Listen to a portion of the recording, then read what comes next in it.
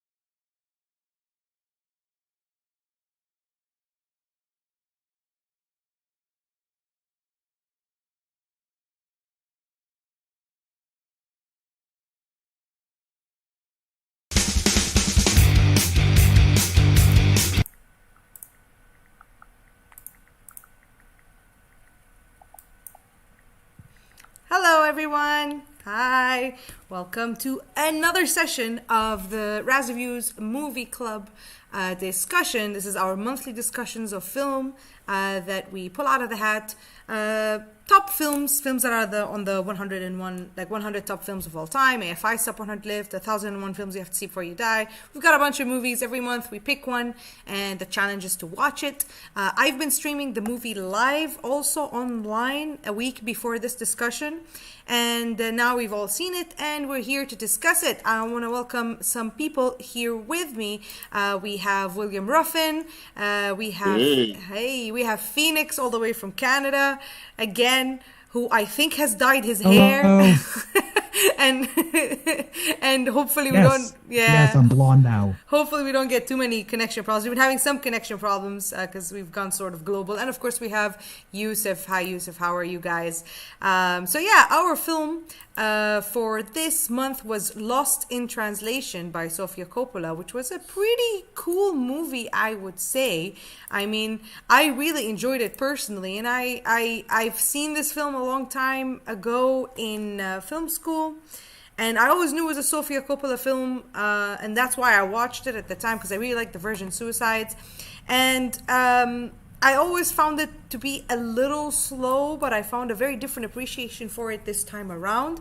It's a very subtle, intimate, quiet, heartfelt, sad movie.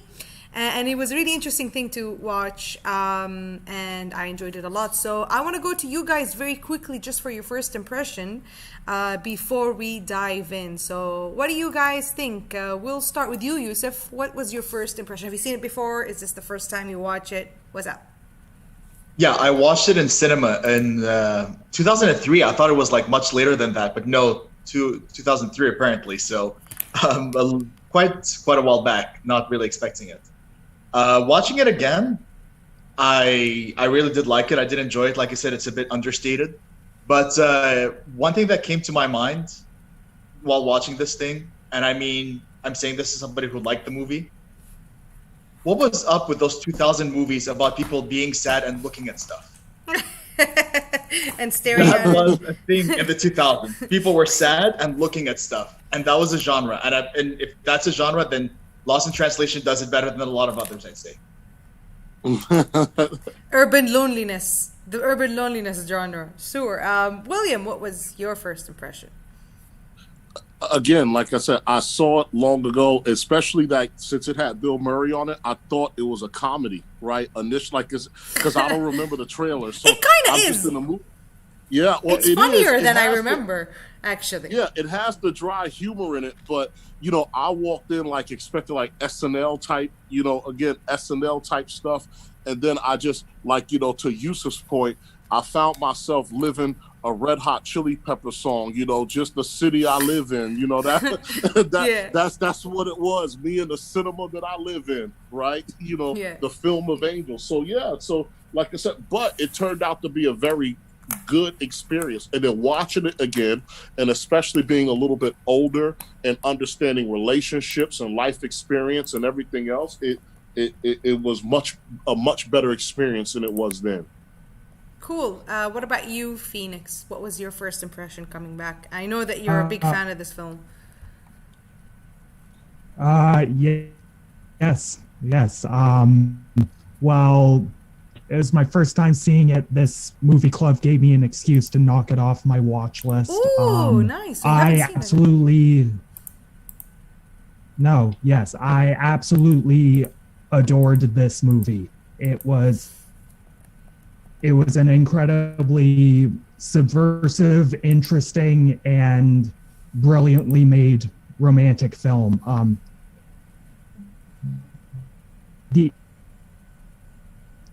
It was about two lonely people finding comfort in each other and watching their relationship sort of grow from the beginning to the end was incredibly interesting. It's kind of slow, and it took me a little bit to truly get it, but once it clicked, I was like, this is great. I love it. Yeah, yeah, I agree with you. I think that it's very sentimental, and I mean, like, I'll start off with the things that I really like about this movie. I like the subtlety of it, and I like the fact that it's a movie, like Yusuf, you're saying, it is definitely a movie about lonely people who are, staring off into the distance, who feel isolated from their surroundings and things like that. I mean, at first glance, yeah, sure. But there's also another thing where it's also about, it's that concept of being lost in translation, is that when you are in a place in your life where you feel disconnected from things around you, it almost feels like you're speaking a different language. And setting the film in Japan, and you have these two people who don't understand the language, who don't understand the culture, and almost every conversation they have with their surroundings is very strained and uncomfortable. It was very reflective for people who feel, even within their society where they speak the same language and it's the same culture, but they still feel isolated and they still feel like nobody gets what they're saying. It's very tough for them to communicate. And I thought it was pretty nice when you see it in comparison with when they're talking to their spouses, right? Or their friends. Like, you have a scene with Charlotte, played by Scarlett Johansson, talking on the phone with, I think, her sister. And she's trying to tell her how depressed she is, and her sister it's like she's speaking Japanese. Her sister's like, yeah, cool, okay, have fun. And she's like, I don't know who I married, I don't feel anything, And it's the same thing with Bill Murray. Bill Murray's character tries to speak to his wife and tell her that he feels lost and he wants to take better care of himself, and he's having this like existential crisis.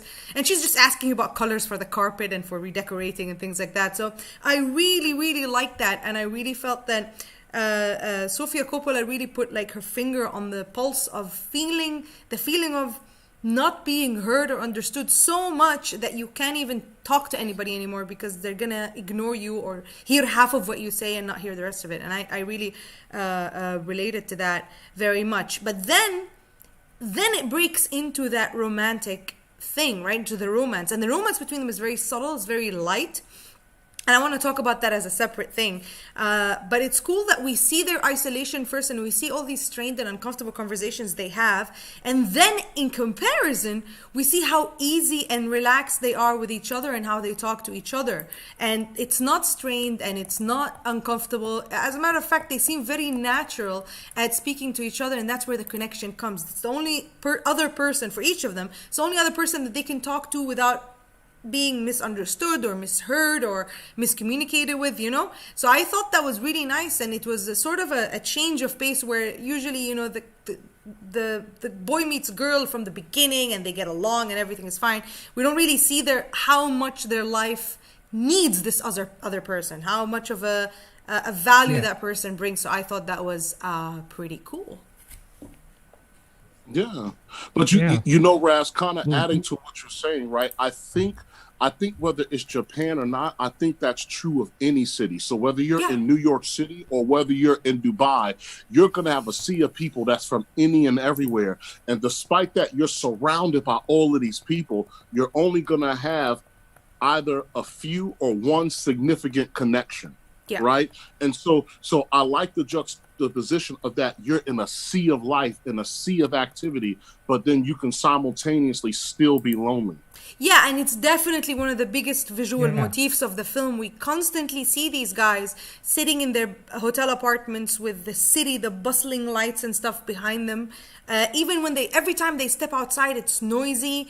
And not every time, most of the time it's noisy. Like when they go to the arcade, when he's out in the doing whatever, there's always this like chaos and loudness and like over the topness, and they just feel so uncomfortable in it. And then they do give you moments of these guys in really quiet, like in quiet situations where they actually feel at home and feel comfortable. And I think this is one of the things that the film comments on, is that you feel lonely in the city because the city is a celebration of excess, right? Things that are over the top, being a celebrity, being, I don't know what, rich, money, urban life. All of these things sometimes can be more isolating, even though they are louder and bigger. It just makes you feel smaller. That's why when we see Scarlett like in the temple, or when she goes and does like the flower arrangement, she's actually a lot more comfortable in those quiet scenarios, right? or when she's just sitting in her room and just listening to music and stuff like that. So I thought that was pretty interesting. An interesting take on what you're saying is the loneliness of urban life and how the loudness of it and the excess of it, even though we come to the city, like us, we come to Dubai, or we go to, like, I mean, Phoenix is not in Dubai, but we go to these big cities looking for that excess, thinking it's going to give us meaning and it's going to fill a void, when in fact, it actually increases the void. Which is pretty cool. Yeah. Yeah. It's funny because okay. Oh yeah, I was gonna start touching on, like I mentioned before, I called this film subversive, and what I think is subversive about it is the dynamic between Bob and Charlotte, I think those are their names. Yeah. Yes. Babu Harisu. Yes.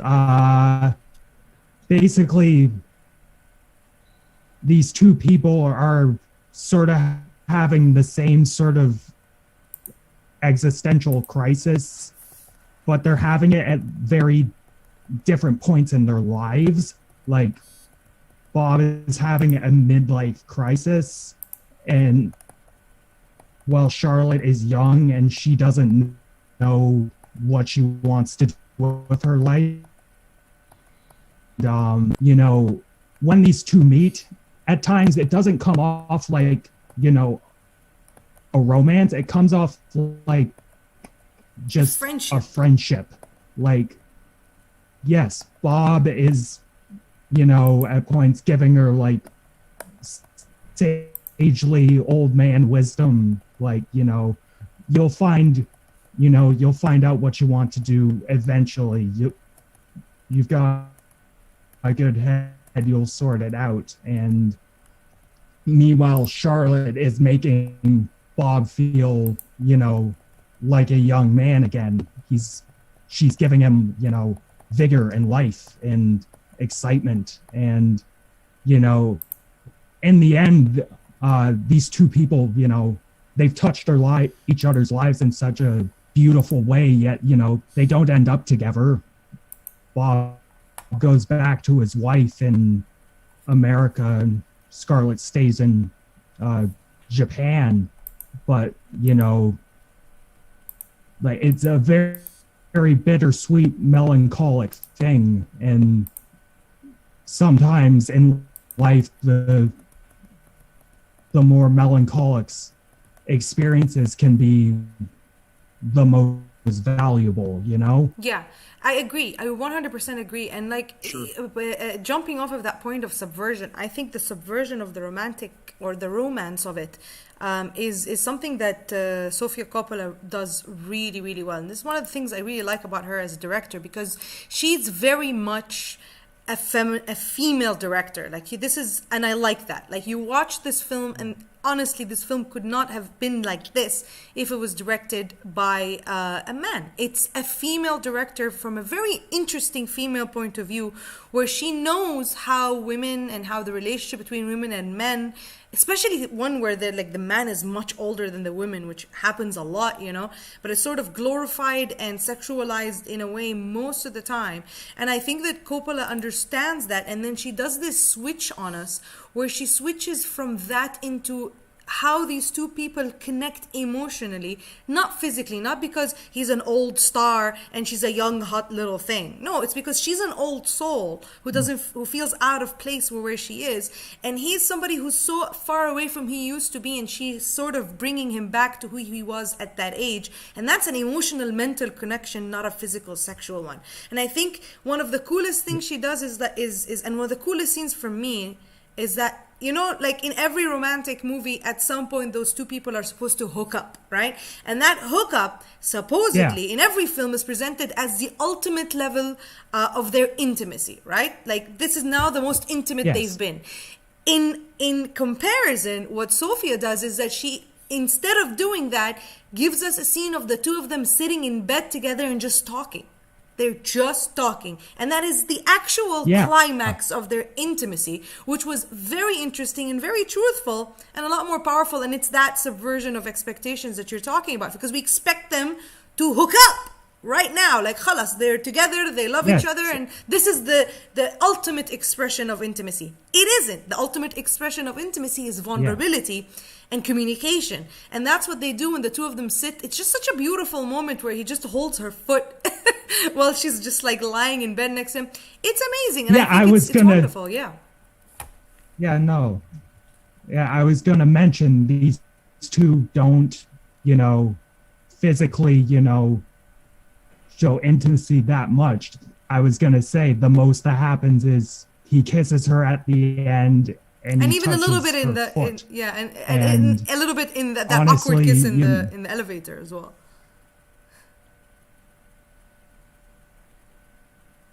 Yeah, it's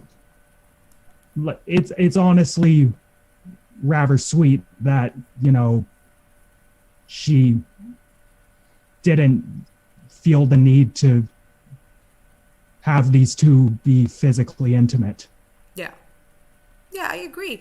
And also, like, speaking of subverting expectations, I mean, there's also a lot of moments that I think are really interesting where she sort of, if you tell the story on paper, like an old, aging superstar meets this really young woman in Japan on holiday and they fall for each other, it's really going to have that male gaze, the visualization of like this really sexy hot girl.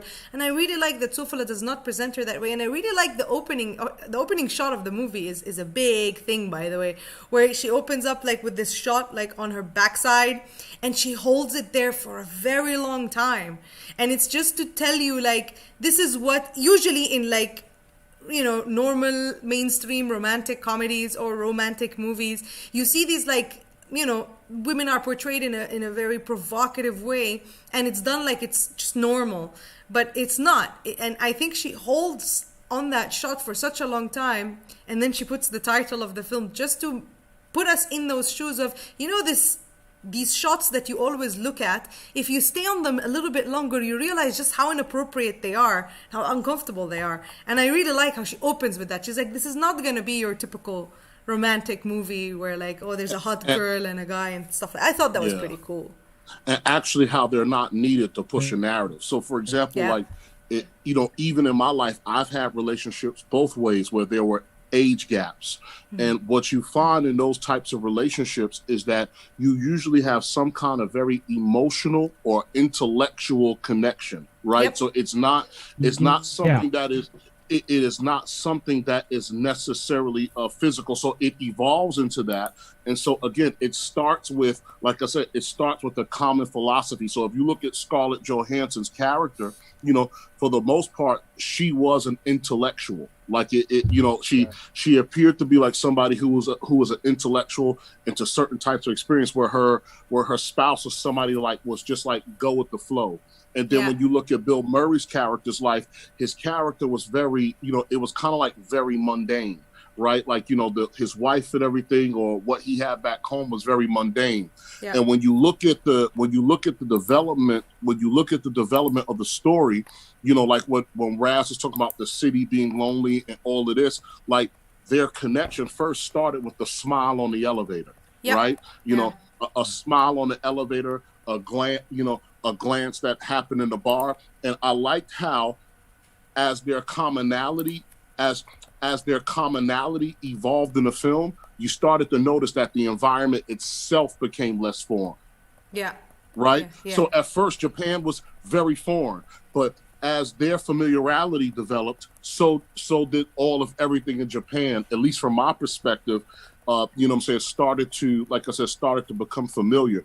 And what I like what this film offers is that, remember, there are different phases of intimacy. So to Razz's point, not all intimacy is physical, right? So you could be emotionally intimate, you could be, philosophically intimate, intellectually intimate. And so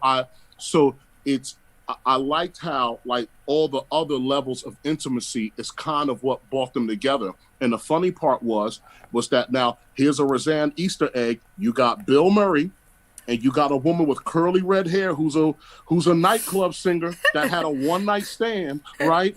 You said that had I'm just putting it out there, right? So they had a one night stand, and it was funny. It was funny how when she knocked on the door and went, how she responded to it, right? You know what I'm saying? Like, you know, like almost kind of like she was a hurt lover. And then, you know, when they're sitting there having their sushi, like, you know, it's like almost as if they're working through what happened, you know, like as if they were a couple, at least from my perspective. They were kind of like, it was an awkward silence of working through what happened. And she's like, I could see, you know, there's more in common. She, you know, she's closer to your age. Yeah, you know what I'm saying? You know, she's closer, you know what I'm saying? So she's closer to her age. And then I think, you know, I think that especially for both of those characters, with the level of intimacy that they had, I think that if that intimacy went to a certain place, for both of them, there will be no going back. Yeah. Right. In the sense that this would have been like the big fight that would have just ended everything. But instead, like, it just kind of happens, it fades away, and then you get the last scene where they try to like meet each other and then finally meet up in the streets. Yeah, there's a lot of that, like, kind of subduedness. Like, everything is kind of below the surface almost. Like, even the thing that's supposed to be the biggest fight or, like, the biggest, like, emotional scene still feels, like, a bit more subdued than it would in any other movie. No, it's... that moment after, you know, Scarlett Johansson finds Bill Murray with the singer, you know, the character's almost acting like it's sort of in a playful manner, like she's cracking wise about it, but, you know, deep down she's clearly hurt by it. Yes. And, you know, it's sort of something you have to, you know, pay attention to and pick up on in the background, sort of. And that's what I like about this movie the most. It's incredibly subtle with its character development. Yeah, it's there. Agreed. Well, I mean, also you have some fantastic performances by Scarlett Johansson. This is sort of her breakout role, and you have one of the iconic performances, late iconic performances of Bill Murray. And I mean, people who know me very well know that I generally am not a big fan of Bill Murray, not because he's not good, not because he's not an incredible actor, he is, but I have a personal thing where I don't know why, but I find this person very depressing. Like, I feel like his face is depression itself. And every time I watch him and some of my favorite films he's in, you know, but it's just, I like them. Like, I love, not all of it, like, I love Groundhog Day. I love this film. But he just, like, I look at his face and I just want to die. I don't know. It's just a thing I've always had since I was a kid. When, like, Ghostbusters would be on TV, my mom tells me I would cry, and I don't know why. Like, hey!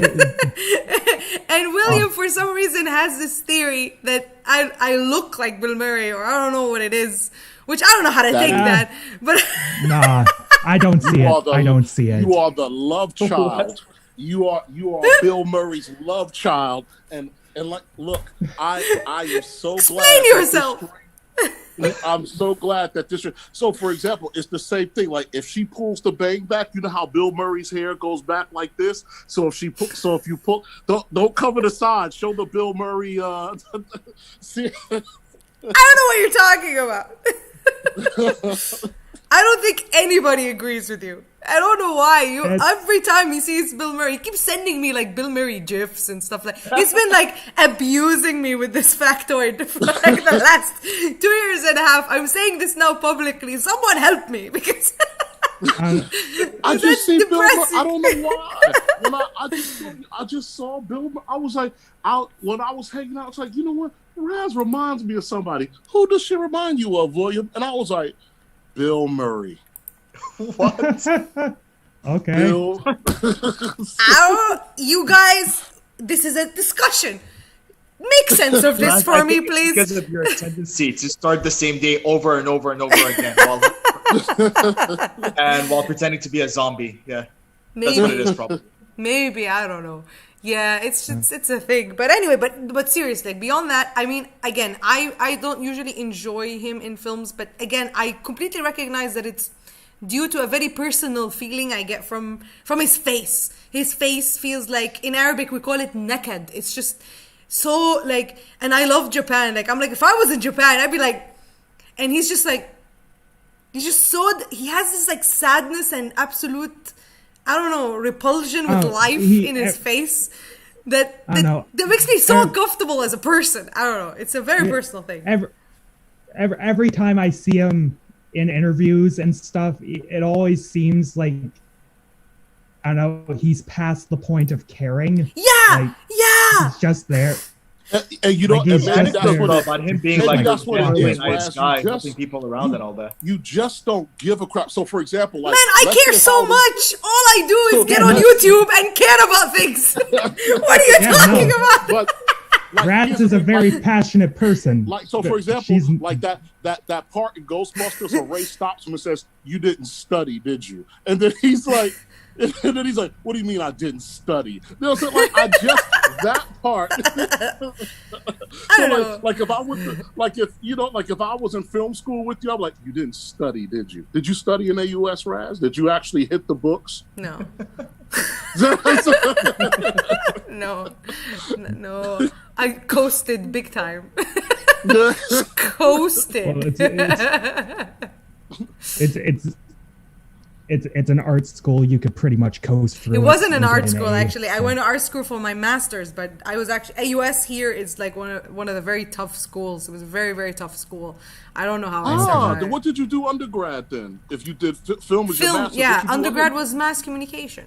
I did mass communication, so media. Media degree. Okay, yeah. Okay, I remember. Yeah. How to talk about stuff to a lot of people. Yeah, man.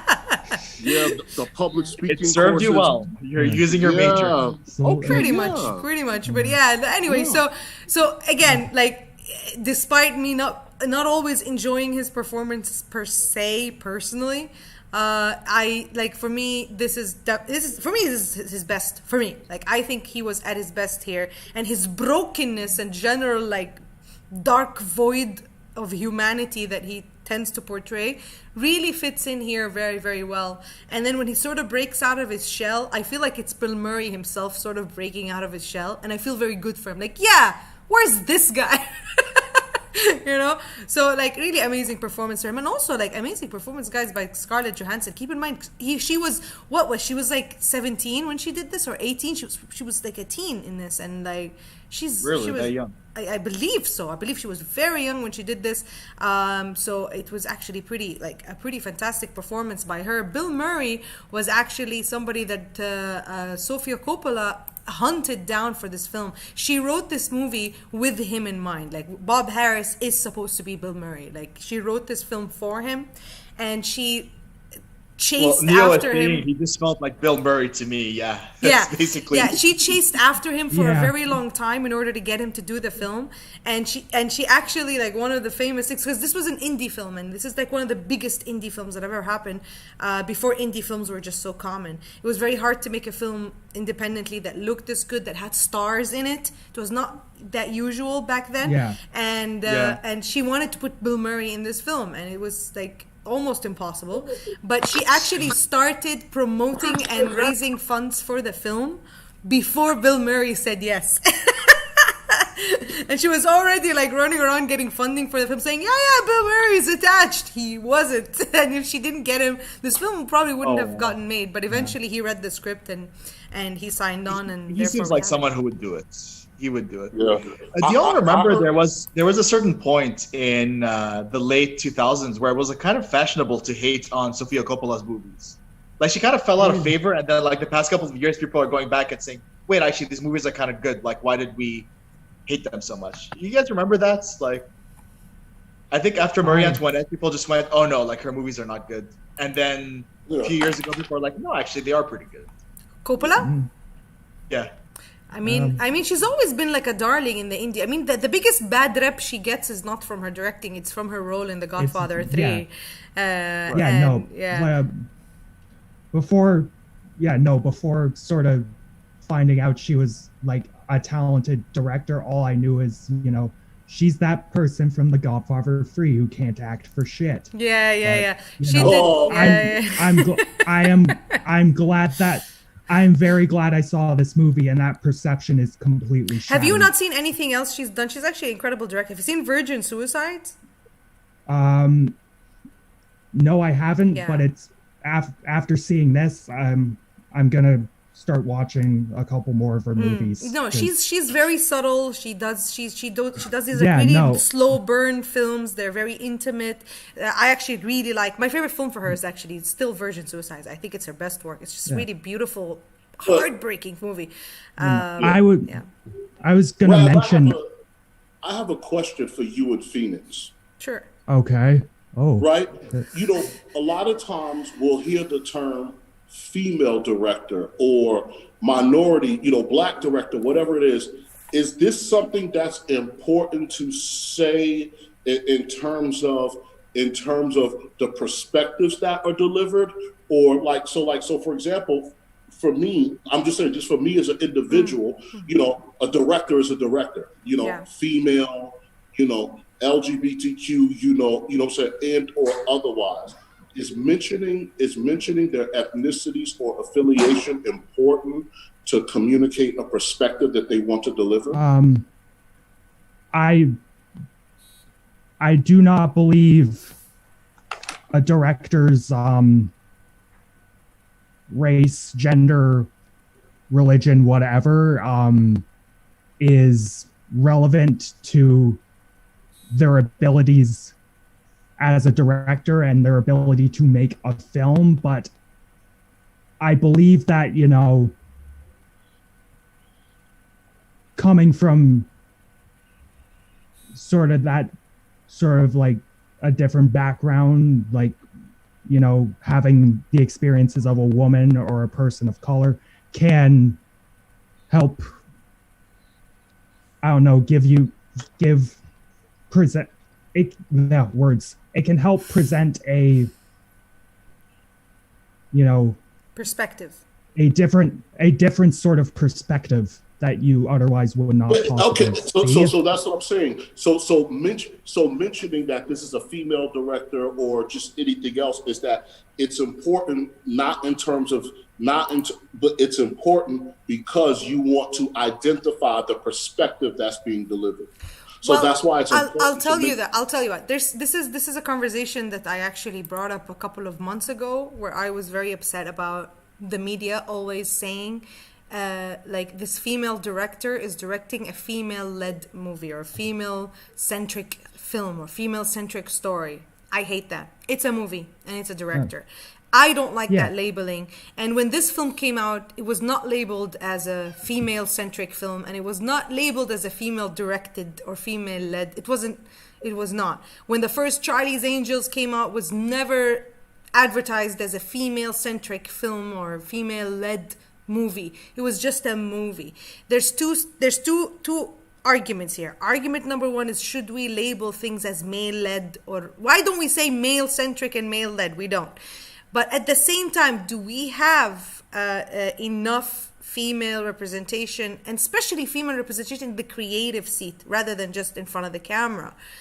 No, we definitely should have more, and we should have more in different. And hiring somebody who is a woman to direct something should be something that happens. And my biggest argument, the thing that I hate that's happening right now, is people say it's female-centric or female director merely for marketing because it's a hot topic issue, which sort of takes away from the credibility and the artwork of this person. It's like people are watching this film because a female directed it. No, people are watching this film because it's good. And I also don't like the fact that we've been seeing a trend of female directors directing female-centric stories.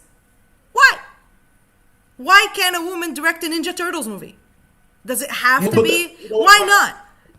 But that's what I'm saying. So, for example, if I woke up tomorrow, right, and found out that Rosanna Cash is going to direct Man of Steel 2, right? Or let's say you're going to direct. I found out that Rosanna. I'd direct the crap out of that.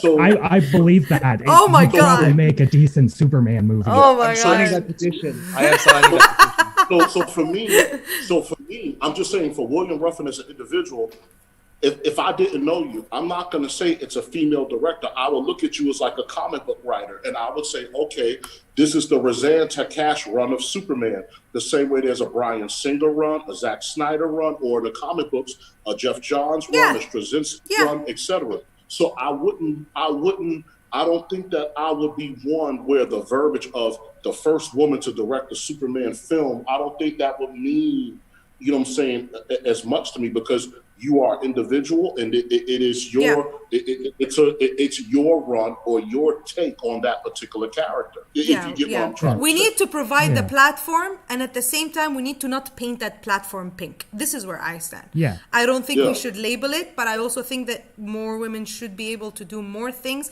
and I think it shouldn't be like Olivia Wilde is going to direct Spider-Woman. She can direct Spider-Man. Yeah. Why not? You know? And something that happened recently that's actually pretty cool. If you guys watch The Mandalorian, for example, The Mandalorian, some of the best episodes of The Mandalorian were directed by a female director. She's Asian. I forgot what's her name. Something Chow. I don't remember. She directed. I looked up. I'm like, this episode was really cool. It was, I think, the episode like 2 episodes before the last or something. I'm like, who directed that? That's an amazing episode. It's the one where the Mandalorians come in with the jetpacks and stuff. Amazing. I'm like, who did that? That sequence was amazing. And then I looked it up, and it was a female director, and she's the person who's going to be doing the Obi-Wan series. So I'm like, this is amazing. It's a female director. She's taking a show. It's not a female-centric show. It's just a story. We can tell a story as well. It doesn't have to be a female story. We can tell an alien story. We can tell a robot story. It's fine. Correct. So, it's like... And back then, this movie was not marketed as a female-directed. It was just a movie by Sophia Coppola. Here's her movie. And critics were like, this film is amazing. And people started talking about it. And then she was nominated for an Oscar for it. And it was a big deal. Yeah. You know? So, but that's, so like I said, so that's my thing. So if I woke up tomorrow and said, okay, hey, you know, like I said, again, Razan Takash is going to be the next director for Batman. Great. God. You know what I'm saying? Like, I would just... Stop saying these things. Sometimes if you put it out in the ether, it'll come true. Right? Daredevil. I want to direct Daredevil. That's what I'm saying. Like, Lucy Liu did episodes of Luke Cage. Yeah. Right? Yeah. And so... And that's it. So to Phoenix's point, and I think I understand and I agree with Phoenix is saying, is that the appropriate way to use the label of female director or, you know, or anything else is it's the point of it's a thing of, okay, maybe the content is designed from a certain perspective, right? Correct. Yeah. So like I said, so the content is designed. So for example, you know, if we all are going to go see a Spike Lee joint or Spike Lee film, we understand that is a branded, you know, a certain or branded type of perspective. So, you know what I'm saying? What you could say that, or even with Oliver Stone, right? So if you can say, okay, you know, an Oliver Stone film, but, you know, my thing is, and like for Razz, I don't know how Hollywood works. I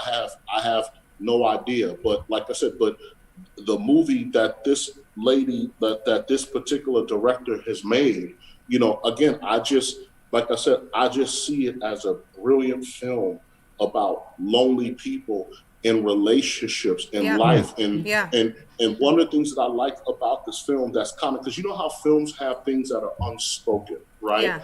And I would imagine for both of the characters, for Scarlett Johansson's character and Bill Murray's character, when their lives started out, because when you're young, you make a lot of decisions based upon what's ideal. Mm-hmm. And then when you get older, you start to make decisions that are actually a little bit more grounded. Yeah. And like I said, and I would like to talk to the director to say that, you know, to say that, you know, to ask her, you know, is this the kind of thing that happens, you know, as you get older and you're like, wow, if I knew then what I knew now, I would have made a different type of decision. You know, so I would have made a different type of decision versus what I think is ideal. Because you know how, like, you'll look at a director's work sometimes and you'll see a larger world than what they actually put on screen.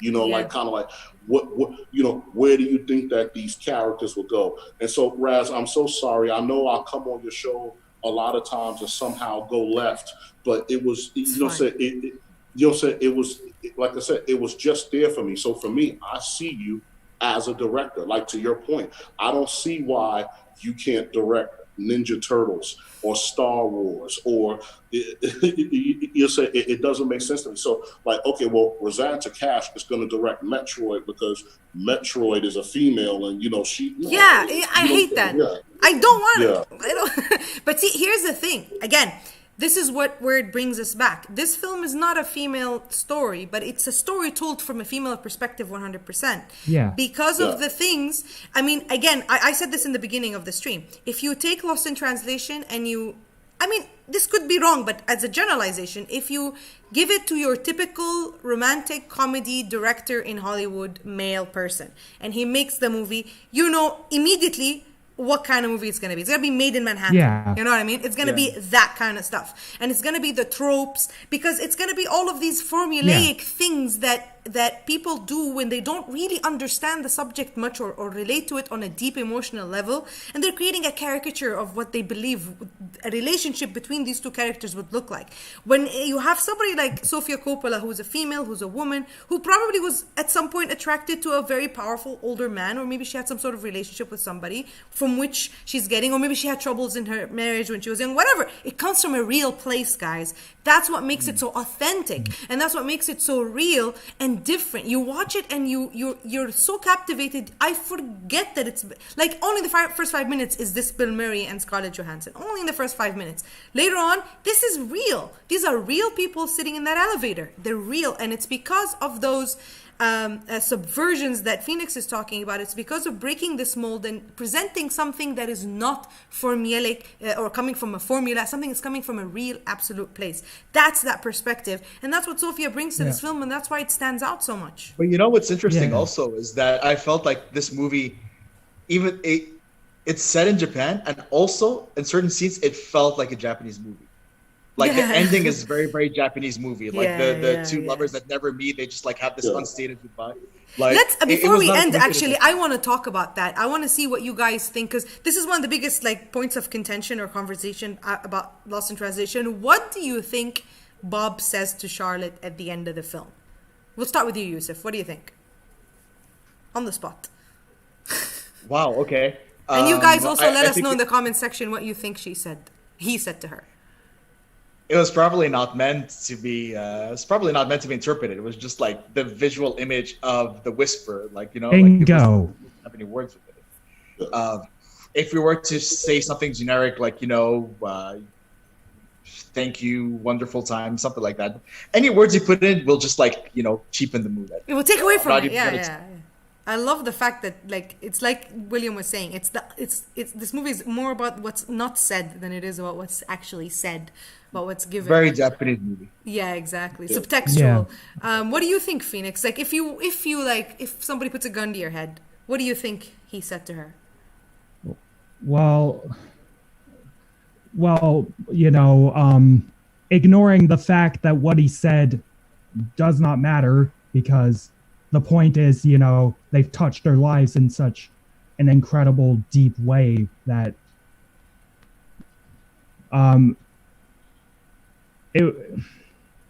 if I was forced to actually, think of what was whispered, it was probably something along the lines of, you know where to find me, or, So you think they'll meet later again? Probably, yeah. If again, it doesn't matter what he said, but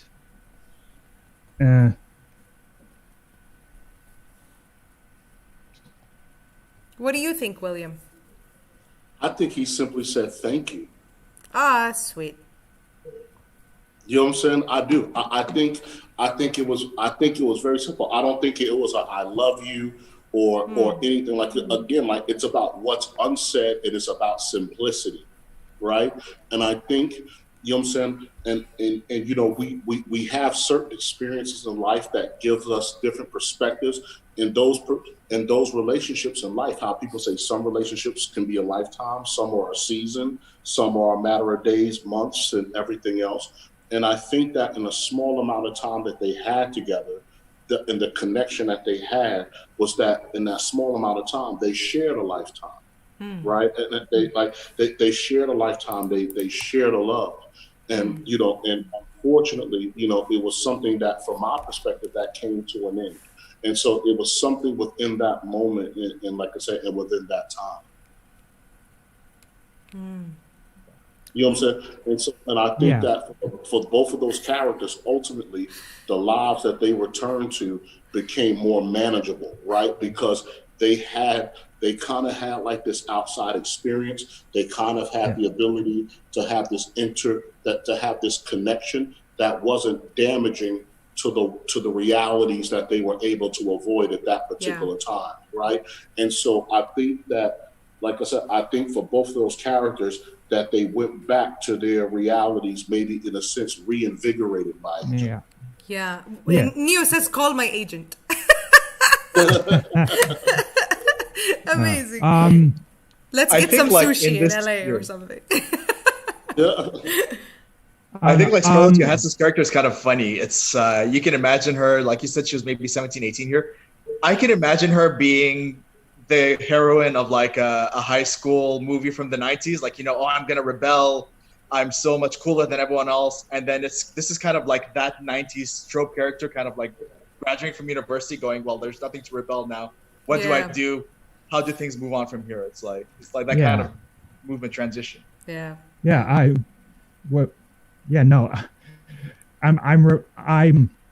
I have the same degree as this character. I have a philosophy degree. Oh no! And you're just searching for the truth. I kind of, I kind of cackled when Bill Murray said in the bar, a lot of money in that racket. Hey man, I have a literature degree, so not much better there. Oh my god, I have a film degree, and I'm just sitting here with you guys on YouTube. I wanna I just want to emphasize that none of us are making any money from what we're doing. I want to tell you guys this, right? So for me, I hold a degree in finance and economics, and then MBA, etc. But what I will tell you guys, do not look down on the education that you have, right? Because what the dangerous part about the world that we live in today, people believe that value comes from anything that generates profit. And so what you're talking about, the preservation of knowledge, right? So when so for example, it's easy to tell someone, especially for me being an American, it's easy to tell someone that a philosophy degree is useless, but our politicians and leaders will always quote Voltaire or Socrates when it's it's convenient, right? And so we come from societies that are built on many philosophies, and we need people who are thinkers to not only to evaluate, remember, and assess these philosophies to see if they're logical for where we are. And then when you look at literature use of, again, for the preservation of knowledge, right? Think about it, right? In the Arab world, how did people even remember the Roman and the Byzantine Empire? Because the Arab world took it and they recorded those. And like I said, they recorded those texts to include the fact that the world's finest literature. So you learn about Shakespeare, but the world's finest literature is actually written in Arabic, Farsi, Urdu, Urdu and Hindi. So even for a lot of people, if you go read, like my favorite poet of all time is the Rubaiyat of Omar Humayun. And now I'm getting into the writings of Iqbal Muhammad from Pakistan, right? And so when you, like I said, and even for Razz, when you talk about film actually provides context to human history, right? So you can watch a film and you can get insight into the lives that people have lived at the time. So like when I hear you make references to Chinese cinema or to Arabian or Iranian cinema, what happens is that you are someone that has insight into the lives of other people. So I remember having a fight with somebody about during Ramadan, they put out like a lot of Arabic comedies. And I said, man, I really wish that OSN was subtitled and stuff. And one of my friends goes, William, you wouldn't get Arab comedy. I'm like, you laugh at Kevin Hart, you laugh at Seinfeld, you laugh at Chris Rock. And I said, one of the reasons why me as an American, I can go to a lot of places and be welcome. It's because I've been in your living room since you were a child. How come you're going to deny me the experience of having Arab content in my living room, Iranian content in my living room, Chinese content in my living room, because you're a human being? And so all I'm trying to say is that you guys are major contributors to the preservation of knowledge, right? So trust me, you don't want to be a slave to the rhythm like me that completely belongs to the world of, no, I'm serious, that completely belongs to the world of profit, because you guys are delivering a lot of good, right? Because right now you got people like me who live in the world of profit that are slinging around a lot of rhetoric that isn't true. And it's going to be the people that preserve knowledge that's going to be able to reel me and my cohorts back in. Yeah, there we go. William preaching on Razz Reviews. I work in corporate, so I have no idea. I don't know how much time we have left, but Razz, I wanted not much. I actually wanted to just quickly pick your brain about something about this movie, and about Sophia Coppola's direction. I don't know. I want to see if you agree or disagree with this, but I find that I see a lot of Sophia's dad in her direction. I don't know if you, because like her dad, her visual style is just incredibly tight and incredibly, flowing and well put together. But there's also something very modern and chic about what she does. I don't know. Do you see a lot of Francis Ford in Sophia? Or I'll tell you what. So the stuff that she takes from him, they are very different. But the stuff that she takes from him is that she uses his style of sort of visual cues, right? Her visuals are very intentional. They're not accidental. If you look at the film, a lot of the times there's so many moments where she creates these visual mirrors of different moments reoccurring for the two of them. Like, for example, you'd have a shot of like Charlotte sitting on the bed and she's like watching TV, and then you'd have another shot of Bill Murray doing the same thing. And then later, when the two of them come together, there's a shot of the two of them sitting and watching the TV, and they are in the foreground of the frame, right? They're no longer in the background, isolated and lonely. The two of them are huddled. They are filling in the frame, and it feels visually intimate. And it's sort of a visual representation of the change that's happening to them and how the two of them are affecting each other's lives. And this is something that Coppola is a master of, right? Is to visually represent and visually paint a picture that even if you don't speak the language of the film, you'll still see the emotional impact and the character development within the visuals of the film. This is how the two of them are similar. There's also a lot of claustrophobia, like especially early on, where they're all framed in these little spaces, like in the hotel room and in the lobby and in the elevator. It's just creating this like visual tension and visual discomfort for them. So I think that's where she's similar to Ford. Otherwise, it's very different because, like you said, her of course the slow burn, like her dad is a slow burner, and so is she. Apocalypse Now is 1,000,000 hours long. And you feel the length, like you feel the length of the film, and that's not necessarily a bad thing. It's just a thing that she also does. Her movies like take their time. Like you think it's gonna cut, but then it doesn't, and you stay there a little longer. And the longer you stay, the more you think about it, the more you get out of that moment. She does that kind of similarly to Francis Ford Coppola as well. That's the similarities for me. The redux of Apocalypse Now is 1,000,000 hours long. I love it. The theatrical cut is quite lean. We always consider director cuts. I always consider director cuts. This also applies to Zack Snyder. Yalla, William, be happy. I always consider the director's cut is always the cut of the film for me. That includes Blade Runner. That includes Lord of the Rings. Blade Runner's a masterpiece. Zack Snyder's vision won't save Justice League. Oh God! No, let's not open this. No.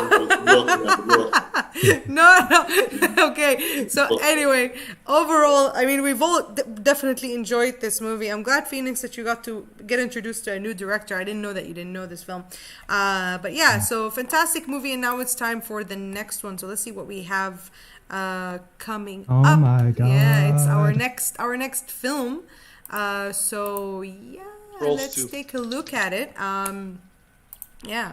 So let's open up the thingy here and do our stuff. So here's R2D2 coming in with this month's film. Okay, you guys ready? Can I get a drum roll or something? See what we have next.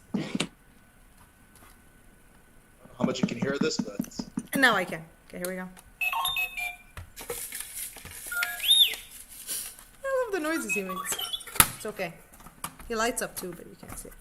Okay. Punch Drunk Love, Adam Sandler. That is a fantastic movie, actually.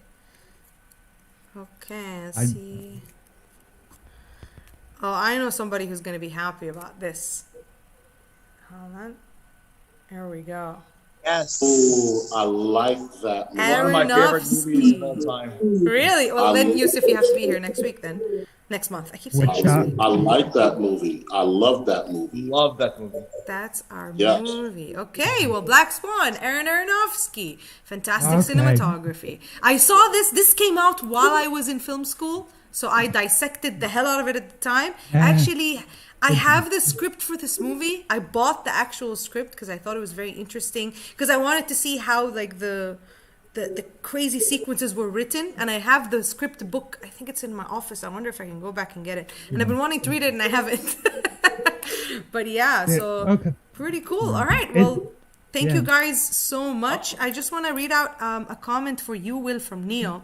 He said, I think true artists are all philosophers. They're always trying to awaken people through their philosophies, examples, and stories, whether they're painters or filmmakers or even comedians. So that's for you. So thanks for preaching.